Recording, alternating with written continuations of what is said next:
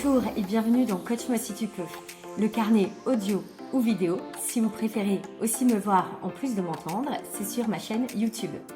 Cette série est dédiée aux managers, DRH et professionnels de l'accompagnement qui veulent intégrer la puissance du coaching dans leur quotidien, mais aussi à tous les curieux et passionnés du sujet qui ont envie de découvrir, d'explorer et de se questionner. Je suis Linda Bernard, conceptrice des kits d'auto-coaching Level Up et fondatrice de l'école EcoCoach. Dans chaque épisode, je vous partage ce qui m'anime, des outils concrets, des réflexions inspirantes et des questions puissantes pour vous aider à prendre du recul, vous réaligner ou tout simplement avancer avec plus de clarté. Installez-vous confortablement et c'est parti.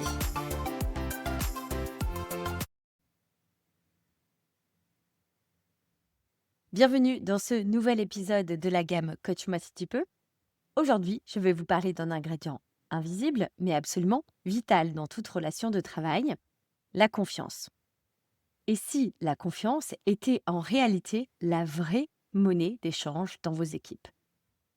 Quand elle est là, tout paraît plus fluide.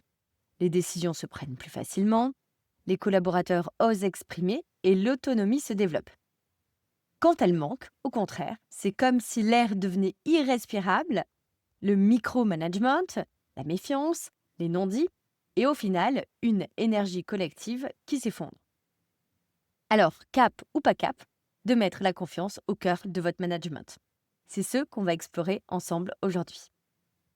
Laissez-moi commencer par une histoire. Celle de Julien, un manager de terrain que j'ai accompagné. Julien serait plutôt qualifié de quelqu'un de brillant, impliqué, ultra compétent. Mais voilà, il garde tout sous contrôle. Pour lui, déléguer, c'est risquer que le travail ne soit pas fait comme il l'entend. Et donc, résultat, à terme, son équipe est démotivée, frustrée et lui est épuisé. En creusant ensemble durant l'accompagnement, on s'est rendu compte que son vrai problème n'était pas un manque de compétences réelles de ses collaborateurs, mais bien un manque de confiance. Et ce manque, il ne le disait pas ouvertement, mais son équipe l'avait déjà ressenti et le ressentait même au quotidien. Je vous partage aussi l'exemple de Claire, responsable d'un site administratif. Claire a une équipe de 8 personnes qui sont plutôt compétentes et motivées. Mais elle reçoit tellement de mails, de demandes, de sollicitations qu'elle finit par tout centraliser. Elle dit « c'est plus simple, si je m'en occupe, je vais au plus vite et je perds moins de temps ». En réalité, ses collaborateurs se sentent mis de côté et certains confient durant l'accompagnement d'équipe, on a l'impression qu'elle ne croit pas en nous. Là encore, la question n'est pas de savoir si l'équipe a les compétences. La vraie question, c'est est-ce que Claire a déjà osé leur faire confiance? Dernier exemple, celui d'Alicia, DRH dans une PME, qui me raconte récemment la situation suivante. Les collaborateurs ne te croient plus dans les messages de la direction. On leur promet de l'écoute, mais derrière, les décisions sont déjà prises finalement. Là encore, c'est un problème de confiance, parce qu'à force de dire une chose et d'en faire une autre, l'écart grandit. Et les salariés se disent « Pourquoi est-ce que je donnerais le meilleur de moi, même quand on ne me fait pas confiance ?» Ces 3 récits nous rappellent que la confiance, c'est un peu comme l'air. On n'y pense pas quand c'est là. Mais quand on en manque, tout devient étouffant. Voyons ensemble comment comprendre cette confiance, comment est-ce qu'on peut la nourrir et surtout comment est-ce qu'on va pouvoir la renforcer.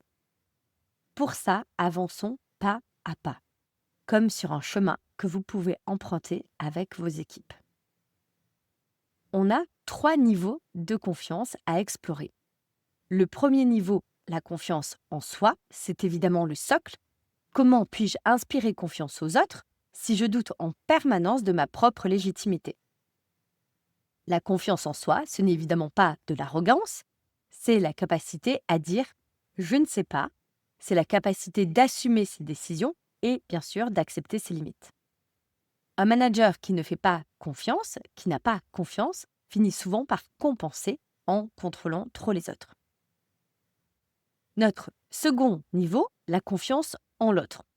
C'est accepter que l'autre ne fera pas tout comme moi et ce n'est pas grave.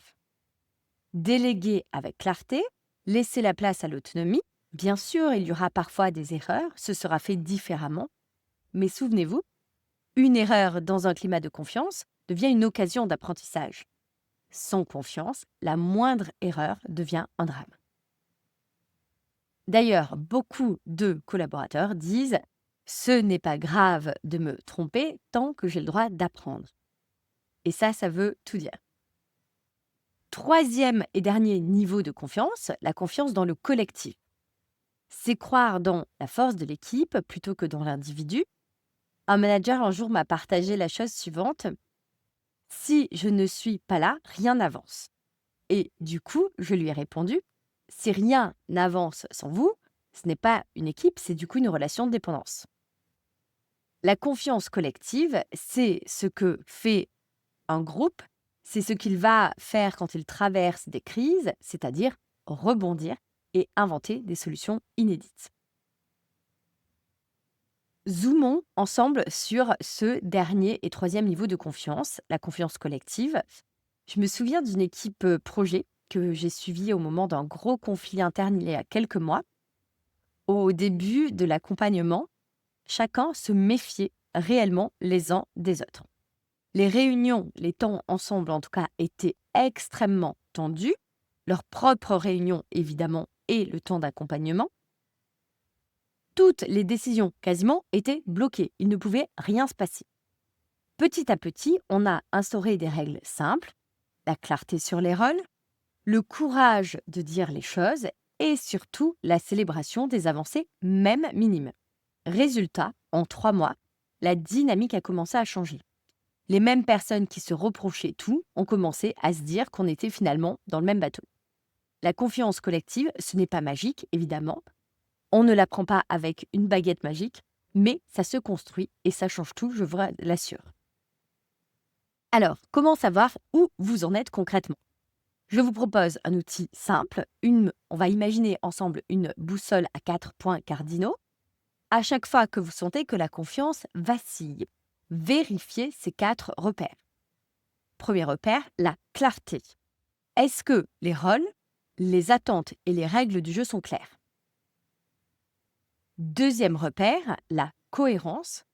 Est-ce que ce que je dis correspond réellement à ce que je fais? Troisième repère, le courage. Est-ce que j'ose aborder les sujets difficiles au lieu de les éviter? Quatrième repère, la célébration. Est-ce que je prends le temps de reconnaître les réussites, même petites? Cette boussole, je l'adore, je la partage régulièrement dans les accompagnements d'équipe et je trouve que c'est un diagnostic express et je suis ravie de vous la confier dans ce podcast. Ce qui est intéressant, c'est que souvent un seul de ces points, je vous rappelle, clarté, cohérence, courage ou célébration, suffit à fragiliser toute la relation. Bonne nouvelle, à l'inverse, il suffit aussi d'en renforcer seulement un pour commencer à retrouver la confiance. Ça fonctionne dans les deux sens. Pour vous souvenir de tout ça, je vous propose un mot simple, le CAP, comme le mot cap ou pas cap que j'ai utilisé au départ de cet épisode. CAP, C-A-P, le C pour clarté, je dis ce que j'attends et je pose les règles. A pour autonomie, je laisse faire et j'accepte que ça soit différent. P pour preuve, je donne des actes concrets qui confirment mes paroles. Posez-vous régulièrement cette question. Est-ce que j'ai été cap avec mon équipe cette semaine? Est-ce que j'ai été cap? Je vous rappelle, clarté, autonomie, preuve. Vous verrez, en le pratiquant chaque semaine, ce petit réflexe va changer au fur et à mesure votre posture. Je vous invite également à un petit exercice pratique puisque vous savez que je suis fan du concept d'auto-coaching et donc évidemment, auto-coaching ne peut y avoir que si vous pratiquez. Cette semaine, je vous propose de choisir une situation où vous auriez tendance à garder le contrôle. Ça peut être une réunion où vous parlez beaucoup, un dossier que vous hésitez à déléguer ou même une décision que vous avez bien envie de verrouiller. Demandez-vous, cap ou pas cap, de faire confiance juste cette fois. Observez ce qui se passe. Est-ce que la personne en face saisit l'opportunité? Est-ce que ça libère de l'énergie chez vous? Notez toutes ces observations et même si le résultat n'est pas parfait, voyez, malgré ce résultat imparfait, ce que ça change dans la réalité et dans la relation. Vous pourriez être extrêmement surpris. Pour aller plus loin, je vous partage évidemment quelques questions puissantes à garder en tête, puisque le questionnement est la base du coaching. Première question puissante, qu'est-ce qui me freine à déléguer davantage? Seconde, quand ai-je été surpris positivement par la confiance donnée à quelqu'un? La troisième, quelle promesse ai-je faite à mon équipe que je n'ai pas encore tenue? Quatrième question, de quoi mes collaborateurs auraient-ils besoin pour me faire davantage confiance? Et moi, de quoi ai-je besoin pour leur faire davantage confiance? Et enfin, la dernière, qu'est-ce qui changerait dans mon quotidien si je faisais réellement confiance? Ces questions puissantes, je vous les confie, elles sont comme des miroirs. Elles vous obligent à aller chercher derrière vos habitudes, derrière votre routine. Prenez le temps d'y répondre honnêtement, même si c'est bref, c'est déjà bien. Pour conclure, la confiance n'est pas un cadeau tombé du ciel, ce n'est pas non plus une naïveté, c'est une construction patiente, faite de clarté, d'autonomie et de preuves concrètes. Elle se nourrit au quotidien et chaque geste compte. Alors, la question que je vous laisse aujourd'hui est simple, cap ou pas cap, de lâcher un peu le contrôle cette semaine pour voir que votre équipe peut vous montrer autre chose. Rappelez-vous, la posture et l'idée du coaching managérial que je développe, ce n'est pas d'avoir toutes les réponses, c'est de créer les conditions pour que l'autre trouve les siennes. La confiance, c'est exactement ça, faire de la place pour que l'autre grandisse. Merci d'avoir écouté cet épisode. Si vous voulez aller plus loin avec les kits d'auto-coaching pour avoir des outils pratiques et renforcer la confiance dans vos équipes pas à pas, je serai ravie de pouvoir vous les présenter. À très bientôt pour un nouvel épisode.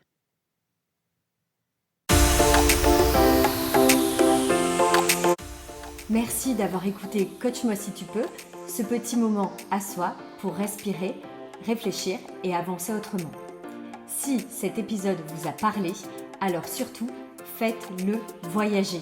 Partagez-le à un ou une collègue, un ou une amie et surtout, laissez un avis.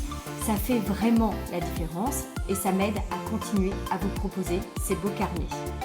Pour prolonger l'expérience, vous pouvez découvrir les kits d'auto-coaching sur Level Up ou explorer l'école EcoCoach si vous êtes dans l'accompagnement. Prenez soin de vous et on se retrouve très vite pour un prochain épisode.